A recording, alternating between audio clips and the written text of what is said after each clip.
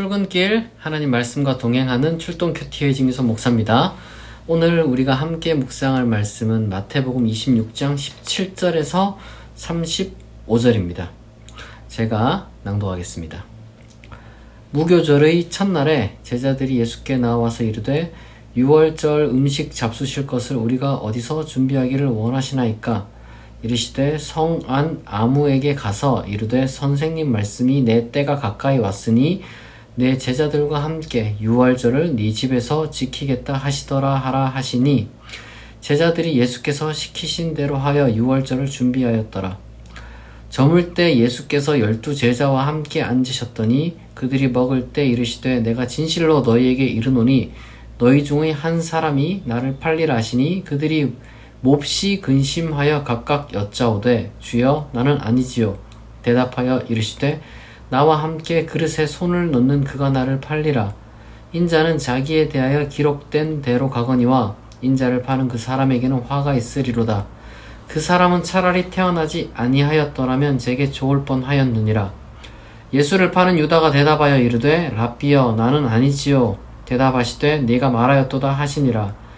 그들이 먹을 때 예수께서 떡을 가지사 축복하시고 떼어 제자들에게 주시며 이르시되 받아서 먹으라. 이것은 내 몸이니라 하시고 또 잔을 가지사 감사기도 하시고 그들에게 주시며 이르시되 너희가 다 이것을 마시라. 이것은 죄사함을 얻게 하려고 많은 사람을 위하여 흘리는 바 나의 피 곧 언약의 피니라. 그러나 너희에게 이르노니 내가 포도나무에서 난 것을 이제부터 내 아버지의 나라에서 새 것으로 너희와 함께 마시는 날까지 마시지 아니하리라 하시니라. 이에 그들이 찬미하고 감람산으로 나가니라. 그때 예수께서 제자들에게 이르시되 오늘 밤에 너희가 다 나를 버리리라. 기록된 바 내가 목자를 치리니 양의 떼가 흩어지리라 하였느니라. 그러나 내가 살아난 후에 너희보다 먼저 갈릴리로 가리라.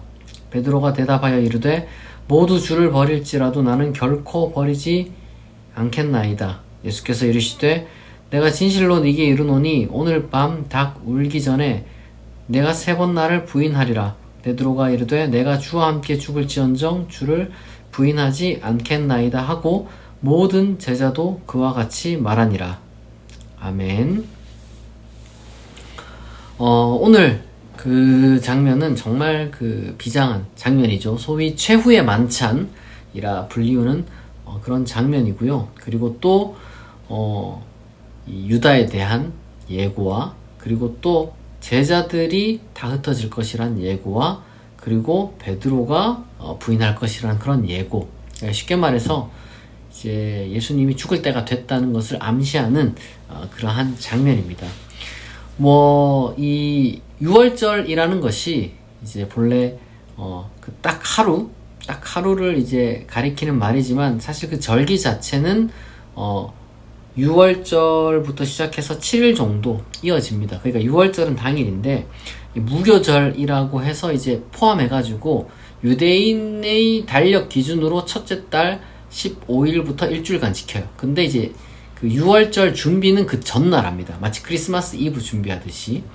그렇게 이제 그 6월절 어린 양을 잡고 그 다음날 원래는 먹어요. 그래서 이제 그러한 그 최후의 만찬 준비를 예수님이 이렇게 이제 다른 제자들과 하시는 거죠. 그러니까 이거는 사실은 어떻게 보면은 그냥 평범한 명절 식사를 이렇게 이제 준비를 하신 거라고 볼 수 있겠습니다만 아마 이제 조금 더 이제 다음날 이제 예수님께서 십자가에 못 박히시니까 그걸 조금 상징적으로 이것을 이제 여러 가지 많은 그런 표현들이 여기 이제 좀 들어가 있다라고 이제 보시면 되겠습니다. 그러니까 예수님이 이제 6월절 어린 양으로서 십자가에 못 박히는 것을 지금 계속해서 이제 준비하고 있는 어떤 그 장면이죠.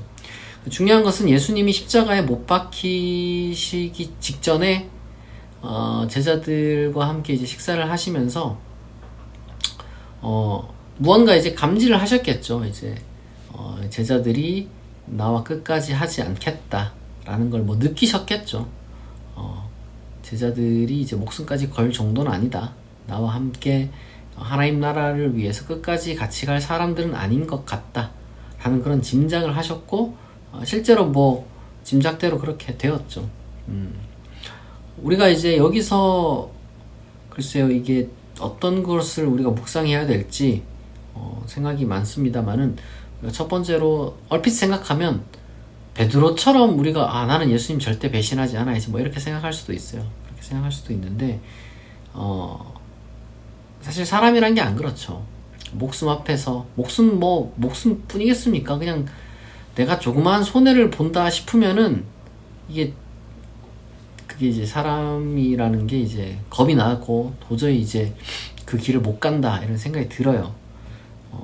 그게 사실은 아직까지 신념이 좀 부족해서 그런 게 아닌가, 믿음이 부족해서 그런 게 아닌가.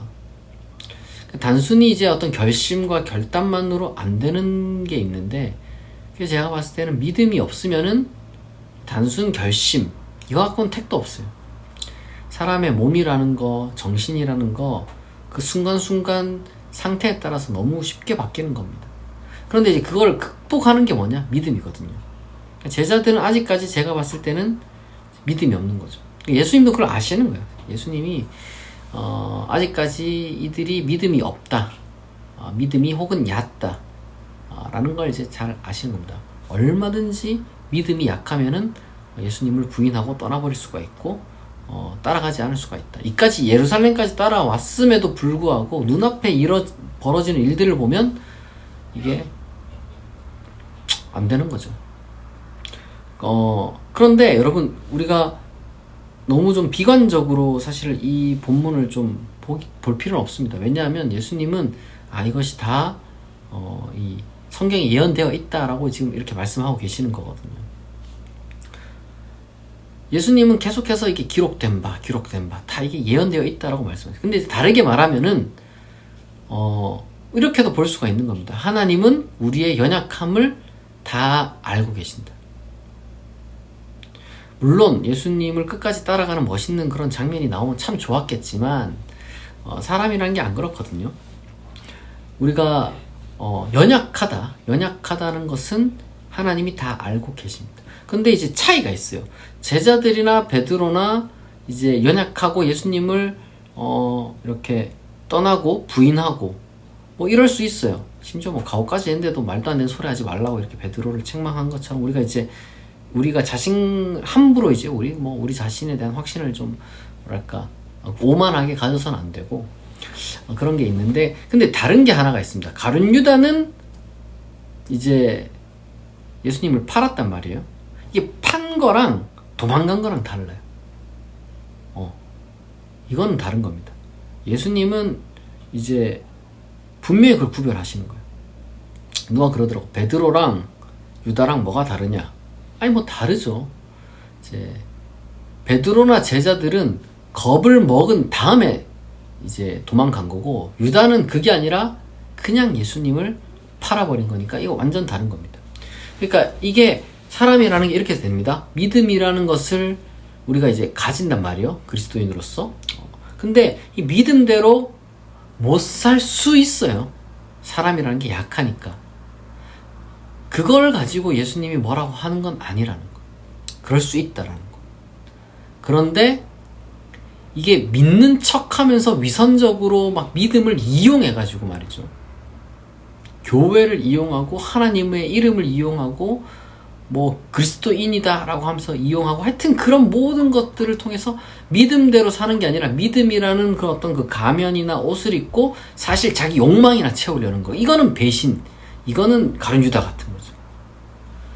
우리는 이 두 개가 명확하게 구별된다는 것을 오늘 본문을 통해서 확인을 합니다. 결국 그 사람의 끝이 어떻게 되는지 우리는 다 잘 알죠.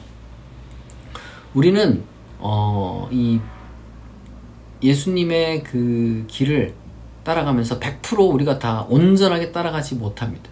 저도 마찬가지고 여러분도 마찬가지고. 그러니까 그렇기 때문에 우리는 그때 마다 회개하고 다시 하나님께 용서를 구하고 그리고 또 다시 다짐을 하고 그렇게 살아가는 거예요. 예수 믿는 종교 생활이라는 게 뭔가 단번에 무슨 엄청난 어떤 그 능력이 생겨가지고 인간의 어떤 그 그 내면이라고 해야 될까? 그 결심이라고 해야 될까?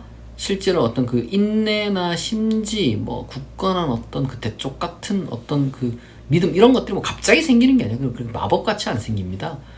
시간이 지나면서 조금씩 노력하는 사람, 정말 그 믿음의 경건의 훈련 쌓는 사람이 점점 더 믿음이 온전해지고 이제 흔들리지 않는 사람이 되는 거지, 거기까지 가는 거는 뭐 1, 2년 갖고 되지도 않겠죠.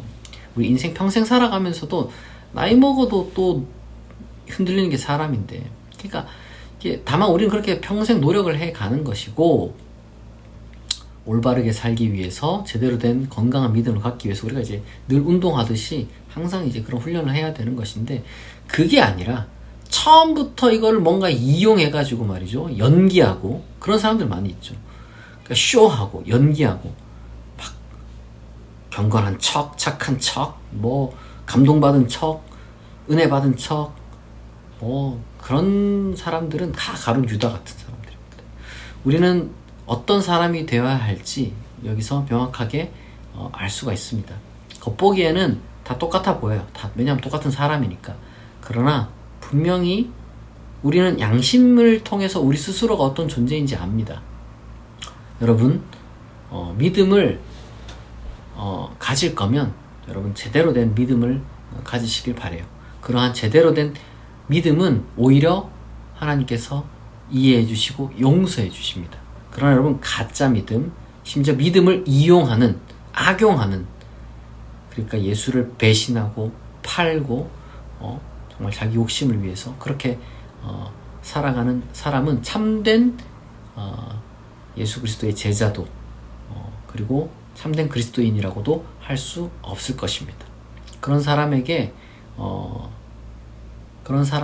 그런 사람이 맞이할 그런 끝이 있다는 걸 우리가 잘 기억하고 그러한 음흉하고 교활하고 사악한 그런 사람이 되지 않기를, 그리고 그런 사람이 우리가 다 아니니까 어쨌든 이 큐티를 보시는 분들은 너무 좌절하기보다는 우리의 연약함을 하나님께 아뢰고 우리의 신앙생활을 정말 또 너무 좌절할 거 없이 정말 하나님이 다 이해를 해 주시니까, 혹 우리가 넘어질 때가 있다면 그때마다 다시 하나님 붙잡고 우리가 이제 일어서서 신앙생활 할 수 있는 그러한 사람들이 될 수 있기를 하나님의 이름으로 축원 드립니다.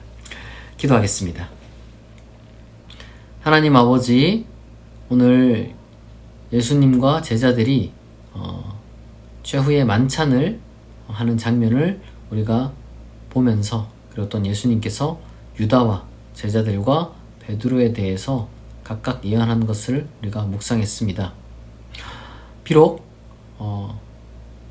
우리가 넘어질 때도 있지만, 그러나 우리가 진실된 믿음을 갖고 살아가는 자로서 연약한 믿음일 수 있으나, 불완전한 믿음일 수 있으나 그것으로 정죄하지 않고 오히려 이해해 주시고 품어주시고 안아주시는 그 하나님을 우리가 바라보고 다시 하나님의 그 일으켜 세움을 받아서 우리의 신앙을 잘 이루어 나갈 수 있도록 도와주시고, 가롯 유다 같이 예수를 팔고 믿음을 이용하는, 자기 욕심을 위해서 무엇이든지 할 수 있는 그런 사람 되지 않도록 우리를 붙잡아 주시옵소서. 예수님의 그 십자가 희생을 우리가 기억하며 또한 감사하는 마음으로 죄와 죽음을 우리가 극복한 그 신앙을 다시 한번 소유했으며, 또한 세상을 이긴 믿음으로써 우리가 정말 건강하고 당당하게 살아갈 수 있도록 은혜를 베풀어 주옵소서. 감사드리며 예수님의 이름으로 기도합니다. 아멘. 여러분, 벌써 이 4월 1일이 이제 찾아왔네요. 여러분, 또 토요일이기도 하고, 어쨌거나 여러분 정말 좀 푹 쉬는 그러한 주말이 되시길 바라고요. 혹시나 출근하시는 분들이 있다면 여러분, 하나님께서 주시는 힘과 능력으로 오늘 하루를 잘 감당하실 수 있기를 바랍니다. 오늘 출동 큐티는 여기서 마치겠습니다. 내일 아침 6시에 다시 만나겠습니다.